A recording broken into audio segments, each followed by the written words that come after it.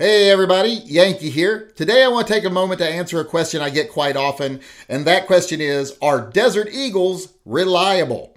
I own two of them. I think a lot of people know I own a couple of them. One of them is the 50AE right here, the 50 Action Express. You might remember this gun from when I first bought it, and it was in such poor condition from the factory that I had to redo the entire gun. I had to completely refinish this gun. So if you're interested in stuff like that, I'll put a link in the upper corner of this video. You can go watch it. We can't do stuff like that anymore, or YouTube cancels us. So if you want to see the old video, like I said, I'll link it in the corner above. But to answer the question, are these reliable? Well, the answer is absolutely not. They are nowhere near reliable. These guns are novelties.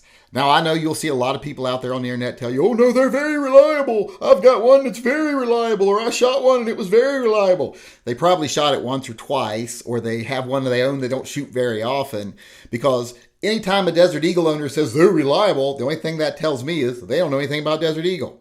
In fact, a lot of times the people who say, oh, they're very reliable, all those instances of them failing, which you see all the time, they try to explain off why there's so much video of them failing, why everyone who shot them sees them fail. They try to explain that off, say, oh, it's limp wristing.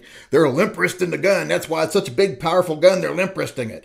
And that just shows me not only are they a liar, but they are also ignorant of their own gun. Because if they understood how the gas recoil system works in the Desert Eagle, they know that limp wristing isn't going to affect it.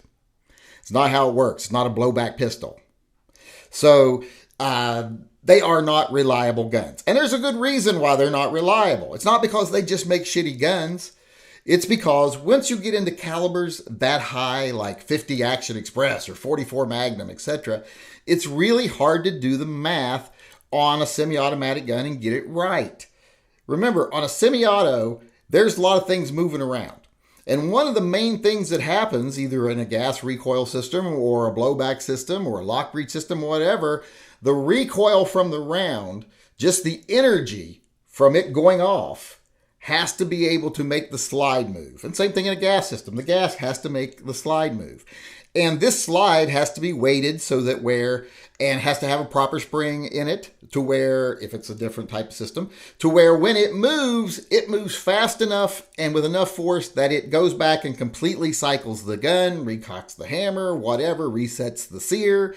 But it can't move too fast, or it can't properly eject a round and load the next round, and you end up with failures. And when you get into big, powerful calibers like 50 AE or 44 Magnum, like I said, you really can't do that math, not even in a really big gun. You see how big the Desert Eagle is. It is unwieldy big. I don't know how Demi Moore does backflips while shooting two of these, because I tried it and all I ended up doing was sitting on my ass and trying to figure out where my guns went. So I don't know how she does it, but they're just unwieldy guns. It isn't going to work. The math is too hard to do to get it to where they're reliable. And it's not because of manufacturing issues. It's because of physics. It's just difficult. It's kind of the same reason why someone asked me the other day, why can they make 45-70 Derringers, but they don't make any high caliber small guns? Why don't they make like PPK size guns that are in 10 millimeter? Well, it's because with that size of a gun, it would be almost impossible to do the math to get it to cycle properly.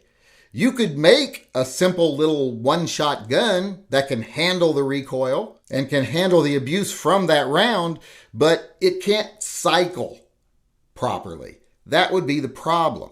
I mean, yes, a small little gun would be hard to handle. All that recoil is just going to be going into your hand, like in a revolver. Revolvers don't have to do that cycling. The round itself doesn't have to reset anything or move anything. You do that by pulling the trigger again. So all you have to do with the revolver is line up the round with the barrel and bang, you go. And then all the recoil just goes into your hand. Doesn't have to perform any functions. But like I said, with a semi-auto, that recoil resets your gun.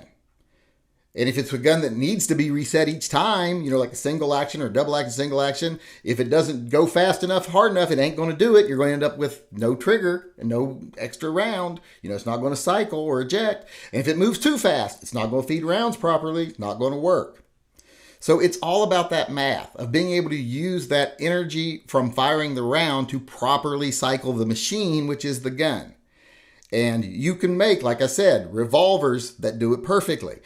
Even little derringers that can fire big old calibers in small sizes.